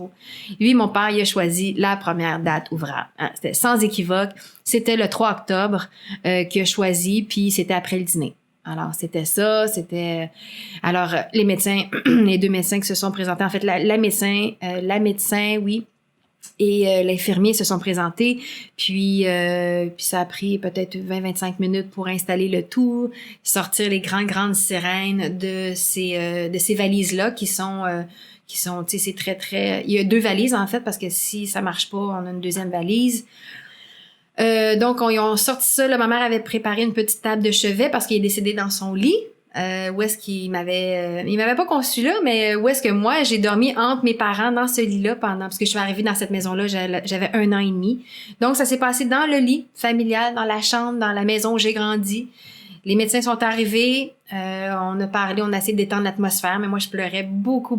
Ma mère aussi, c'était des sanglots que j'avais, c'était comme une panique que j'allais voir ça de mes yeux, vu, puis que j'allais être là dans la chambre, puis qu'elle allait être dans mes bras, puis l'inconnu, comment il va réagir, comment, est-ce qu'il va s'endormir dans son sommeil, est-ce qu'il va râler, est-ce que, tu sais, toutes les idées qu'on a de la conception de la mort, comment ça va.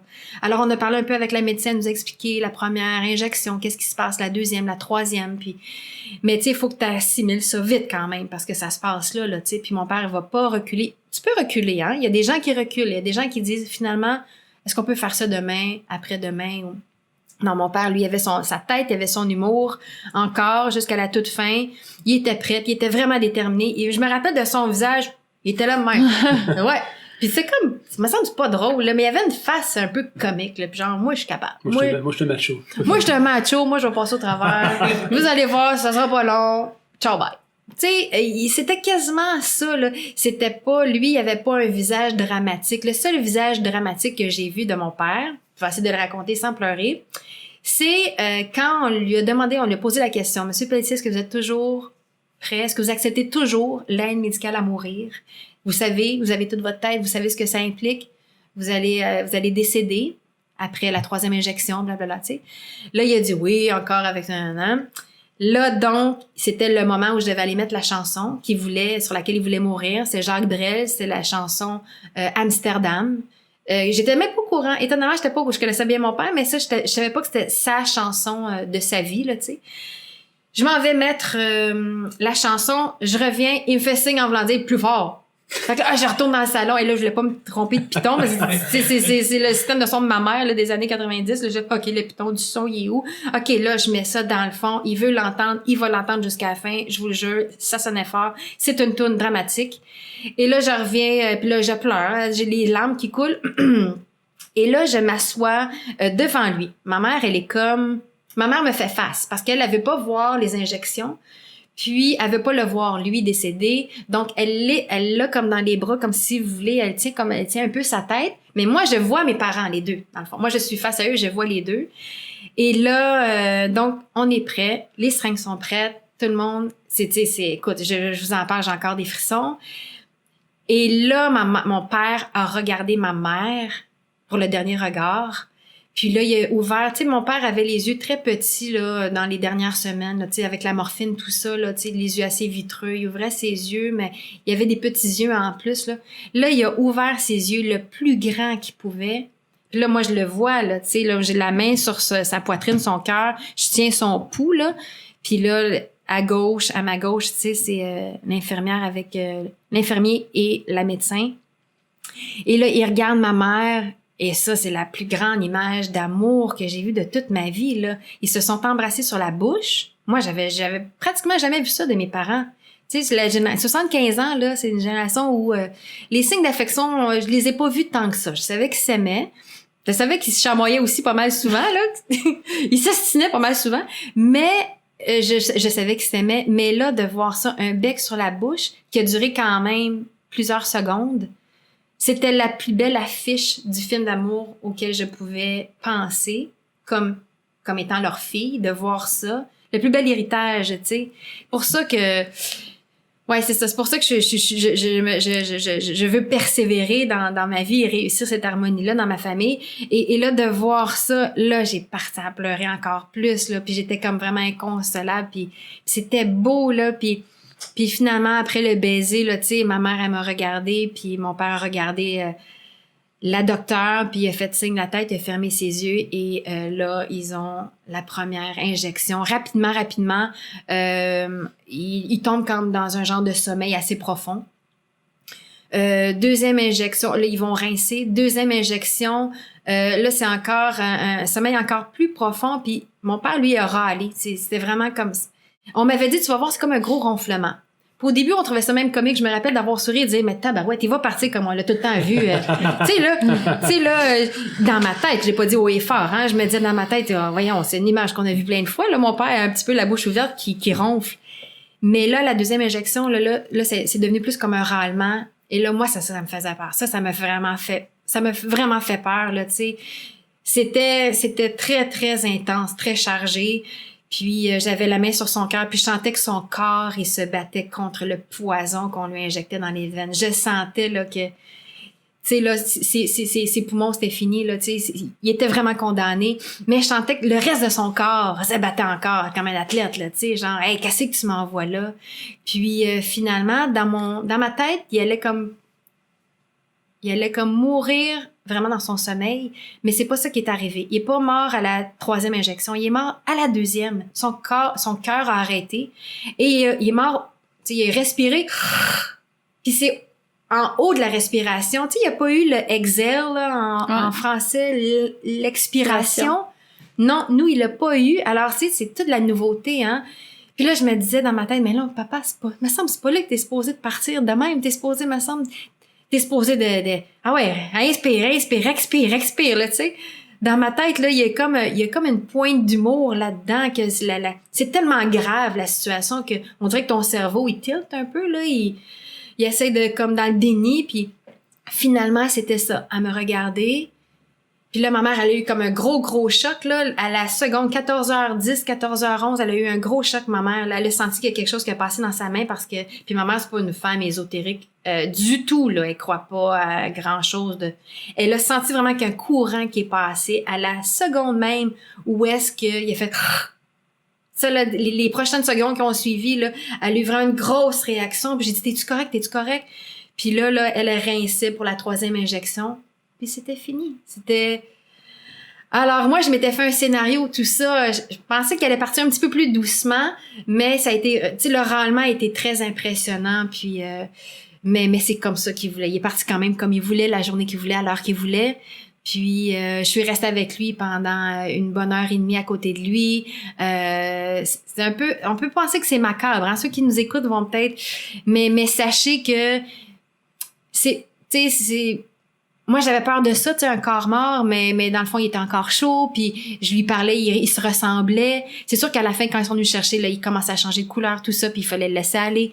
Mais, tu sais, la première heure, c'était mon papa d'amour que j'ai toujours connu, que je reconnaissais, et bien qu'il avait maigri, tu sais, je lui ai parlé, puis moi, ma mère, on a pleuré, on a ri, on s'est dit, bon, ben, c'est fait. Tu sais, parce que pour nous aussi, pour ma mère aussi, 56 ans de vie commune, c'était toute une épreuve, là, puis ça lui a pris beaucoup de temps à s'en remettre, et même encore aujourd'hui, c'est un grand défi.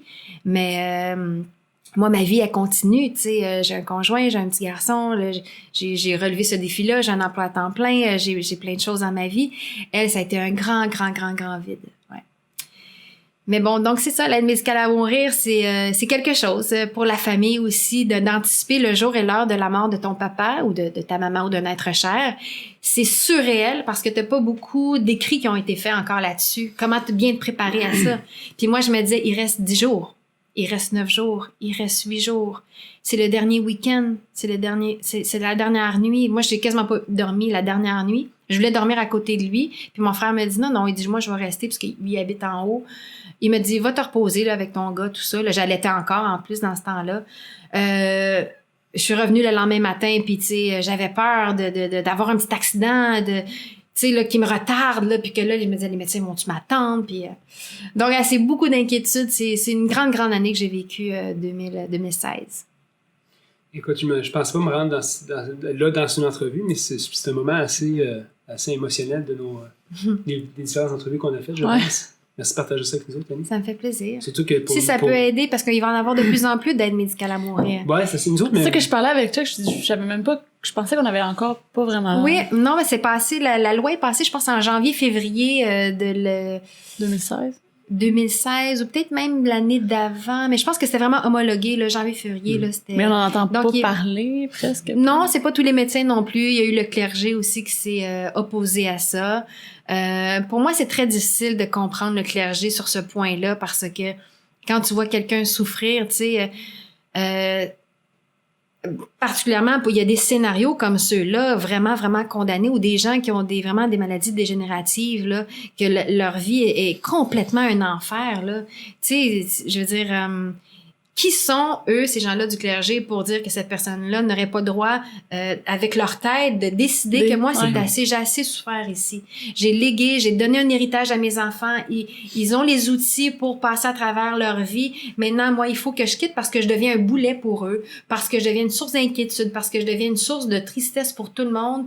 Puis moi, je veux ça d'abord et avant tout, puis je veux le faire aussi pour les... Tu sais, moi, j'ai trouvé que dans notre situation, je peux parler juste de la mienne, ça a été très difficile à vivre, mais je me mets dans la tête, dans le corps, surtout dans le cœur de mon père. C'était pas facile à vivre pour lui non plus, mais il est parti comme il le voulait, avec le sourire, en embrassant la femme de sa vie des 56 dernières années. Puis il est entouré de moi, un de mes frères, Alain, et du fils de mon frère qui est mon filleul, Carl, donc d'un de ses petits-fils. Toutes les générations étaient là. Puis c'est la vie, hein. C'est le cercle de la vie, c'est ça. C'est sûr que c'est triste. Puis c'est dur de perdre son père. C'est une partie de moi qui est partie quand il venait, tu sais. Puis même quand j'étais là au défi 808 de Bonneville, à un moment donné, j'avais un vent de face. Là, j'ai dit, là, il est temps que tu me poses dans le dos. Là, souffle-moi dans le dos, père. Là, t'es bien placé, là. Place-toi comme faut, là. Souffle-moi dans le dos. Tu sais, à un moment donné, il faut y aller avec humour. Faut se dire, tu sais, il est là, il protège mon fils. Mon fils va bien, moi aussi. Faut s'accrocher un petit peu à ces affaires-là. C'est-tu vrai, pas vrai? Il me voit-tu vraiment aller? Il me voit-tu vraiment évoluer? Il a 75 ans, il a eu une belle vie. Il nous a donné le mieux qu'il pouvait. Puis moi, c'est à mon tour de donner le mieux que je peux à mon gars. Puis à chaque fois que mon gars, il va la ligne, il dit « Hey, papi! » Puis des fois, écoute, ça me fait... J'ai le cœur qui me vire à l'envers. Là, j'y pense plus que je lui ai dit que papi, il dormait sur la lune. Puis quand on voit un gros croissant de lune, là, il est là « Wouh! » Puis là, j'ai l'impression qu'il le voit. Puis là, je me dis « Il voit-tu vraiment? » Fait que, c'est ça. C'est la vie. Petit, merci pour d'en tout ça. Partager. On n'avait pas fini avec toi. Les 3 questions de la fin. Oui, allez-y. Puis t'as jamais vu l'émission, fait qu'au moins... Elle a checké vite pour être sûre que ça existait, puis elle était à une bonne place. Quoi ça? Ah, les machines? Oui, les machines. Dans son auto avant de rentrer. Mais non, parce que je me suis dit, hey, dans le fond, je m'en vais dans une maison privée, là. Tu sais, on ne sait jamais aujourd'hui. Tout à fait. Tu sais, je suis pas, j'ai plus 20 ans, puis tu sais, j'ai pas la saveur du jour, là, tu sais, je pense pas qu'il y a des gens qui se lèvent puis qui se couchent en passant à moi, là, ce que je veux dire, tu sais, c'est pas comme je venais juste d'arriver des Jeux Olympiques puis c'était la folie, là, tu sais, à l'époque. Je faisais très, très attention, là. J'avais pas un bodyguard, mais je faisais très attention quand même. Là, maintenant, tu sais, à 44 ans, mais j'ai quand même allé voir, j'étais, hey, tout d'un coup, c'est pour être un fan fini, puis là, j'ai regardé, je disais pas, ben non, ils ont tout l'air bien en santé, accueillant.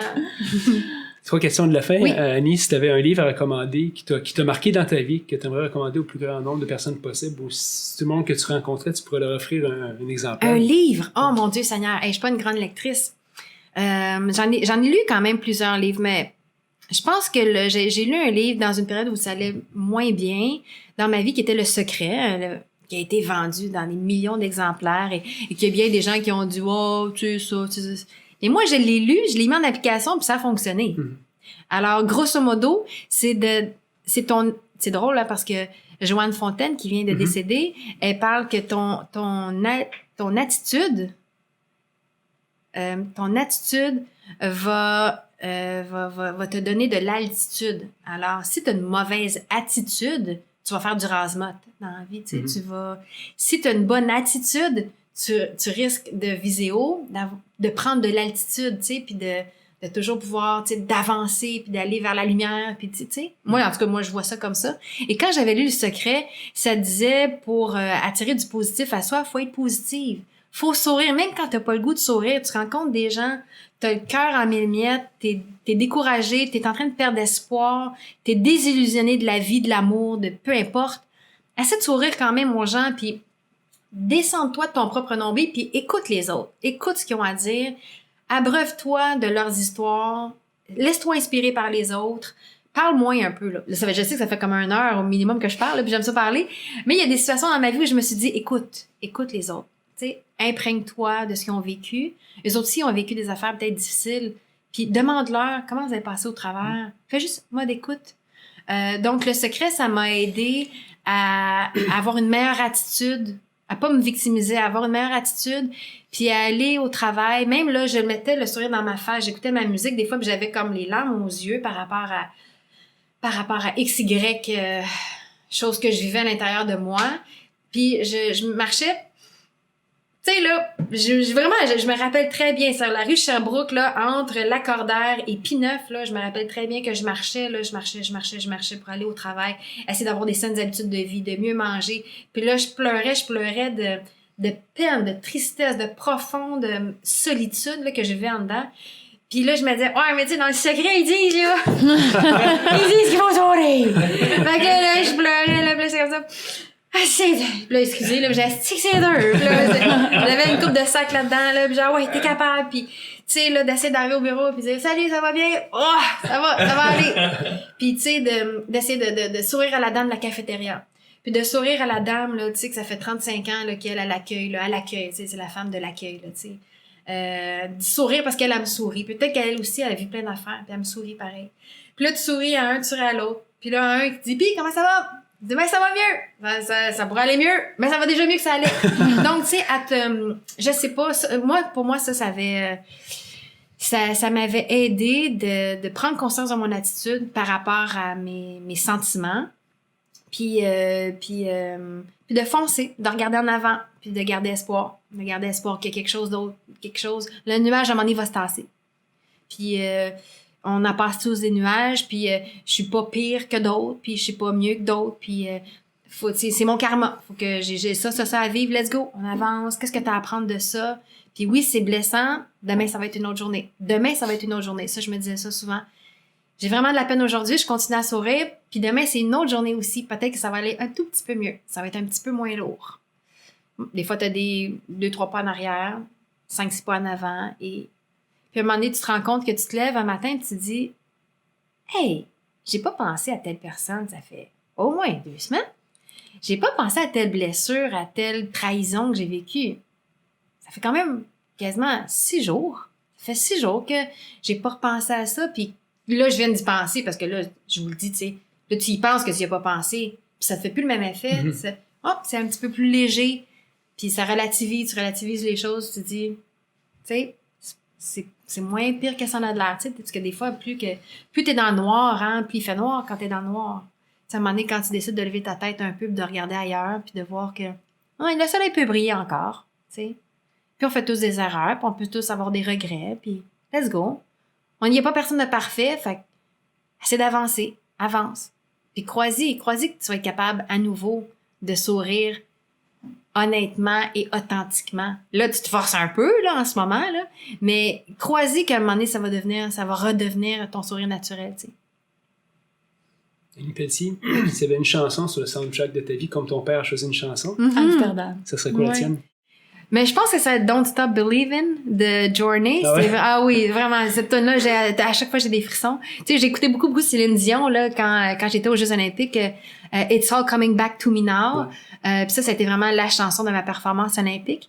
Mais dans tout l'ensemble de ma vie, quand tu me parles de l'ensemble de ma vie, Don't Stop Believing, ben c'est vraiment ça. J'ai pas arrêté d'y croire quand j'étais aux Jeux Olympiques que je pouvais monter sur le podium olympique envers et contre tous, même après des préliminaires désastreuses et une demi-finale où je suis passée sur la peau des fesses, là, tu sais, pour la grande finale. Puis dans ma vie en entier, tu sais, j'ai eu un enfant à presque 42 ans, là, à 3 semaines d'avoir 42 ans, donc j'ai pas arrêté d'y croire, je me suis accrochée. Évidemment qu'à 50 ans, Elle aurait fallu que je fasse mon deuil, on s'entend. Mais il y a des gens, là, quand j'approchais la quarantaine, qui me disaient, tu devrais commencer à faire ton deuil. Puis je disais, oui, vous avez le droit de me dire ça, mais moi, je commence pas tout de suite. Je lâche pas tout de suite la serviette. Parce que je voulais vraiment vivre la maternité. Je voulais vraiment être une maman. Je le sentais dans mon sang, je le sentais dans mon instinct, Alors, tu sais, j'ai pas arrêté d'y croire. Puis tu sais, le vélo, là, tu sais, quand j'ai commencé, je me disais, aïe, dans quoi je me suis embarquée? Pourquoi je m'impose ça? Pourquoi donc? Pourquoi je m'impose ça? Là, je sortais là, des entraînements chez Power Watts, là, juste pour vous dire, vous connaissez ça peut-être sûrement, là, tu sais, c'est avec l'ordinateur, tout ça, le petit selon. Je s'entraînais là aussi. OK, donc après 1 heure, là, des fois, tu sors pis t'es vraiment sur le bord de la poubelle, là. Pis ça, la poubelle, c'est pas pour jeter ton Kleenex, non, c'est pour vomir dans la poubelle. Fait que des fois, je me disais, pourquoi je m'impose ça? Pourquoi je m'inflige ça?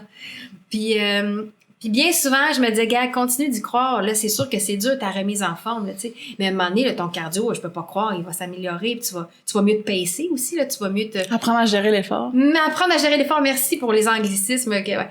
Donc, apprendre à gérer l'effort, puis tu vas pas commencer trop vite, puis tu sais, là. Donc, j'ai continué d'y croire. J'y ai cru. Puis c'est ça, j'ai réussi mon 125 km. Donc, don't stop believing. N'arrêtez pas de croire en vos rêves. Ça sonne un peu, on entend ça souvent, mais surtout, n'arrêtez pas de croire en vous. D'abord et avant tout, n'arrêtez pas de croire en vous. Vous, avec un grand V. Vos possibilités, vos talents, votre force intérieure. Même quand vous pensez que vous êtes complètement au désespoir puis que ça marche plus puis que plus personne n'a besoin de vous, c'est la planète, là, puis on sait que ça veut dire ça. Non, continuez de croire en vous parce que ce grand V-là, c'est fou en arrière quand on va gratter, il y a encore de la force, il y a encore de la résilience, il y a encore des sourires puis des faux rires qui sont possibles, même quand on pense que, tu sais, je serai plus jamais capable d'être heureuse ou d'être épanouie ou d'être bien dans ma peau. Non, faut garder espoir. Tu sais, moi je pense en tout cas, faut garder espoir jusqu'à temps, par exemple comme mon père, qu'on lui dise vous êtes vraiment condamné et vous allez vraiment mourir, il n'y a plus rien à faire. Ça c'est la science qui l'a dit. C'est maintenant que ça se termine. Alors lui il a voulu terminer ça en beauté. Puis moi je pense que je vais terminer aussi ma vie en beauté dans le sens que je croque dedans, je la savoure. Puis j'essaie de faire du mieux que je peux tout le temps. Ouais. Annie, c'est quoi être une machine pour toi? Être une machine. Être une machine. Qu'est-ce que c'est être une machine? Je pense que c'est être capable de jongler avec plusieurs balles sans trop en échapper. Ben, des fois, on en échappe, là, on se dit, j'ai négligé ma mère dernièrement. Je pense que je l'ai pas encore assez appelée. Elle est toute seule. Puis, là, j'ai eu un souper de filles avec mes amis la semaine passée. Puis là, je l'ai pas appelée. Fait que là, cette semaine, là, je vais l'appeler, je vais aller la voir, je vais aller bruncher avec elle dimanche. D'essayer le moins possible d'échapper de balles. Ça, c'est... Tu sais, les gens là qui amènent beaucoup de fronts, là, tu sais, qui sont relativement équilibrés puis qui ont l'énergie pour le faire, puis wow, ça, moi, je trouve que ça, c'est des machines. Puis des fois, je me trouve une machine, mais pas longtemps. Tu sais, je me dis, là, ça, je pourrais faire ça mieux, ça. Tu sais, perfectionniste, c'est ça, hein. On est rarement les perfectionnistes. On se considère rarement comme des machines. Il y a toujours comme du gaz à mettre, puis toujours de l'amélioration à avoir. Annie, c'était une belle entrevue. Ouais, merci. Une belle rencontre, honnêtement. Ça m'a fait plaisir. Merci pour tout. Merci de ta générosité. J'espère que les gens... je parle vite, hein. J'espère que les gens ne seront pas trop étourdis par tous mes propos, mais... Je suis pareil. Prenez de ce que vous pouvez de ça, puis laissez-vous inspirer par ce qui vous a touché. Merci infiniment. Merci. Ça fait plaisir. Ce podcast vous a été présenté par l'équipe Tardif de Royal Lepage et l'équipe Stéphanie Simpson de Multiprêt Hypothèque. Pour tous vos besoins immobiliers, l'équipe Tardif et l'équipe Stéphanie Simpson, avec vous jusqu'au bout.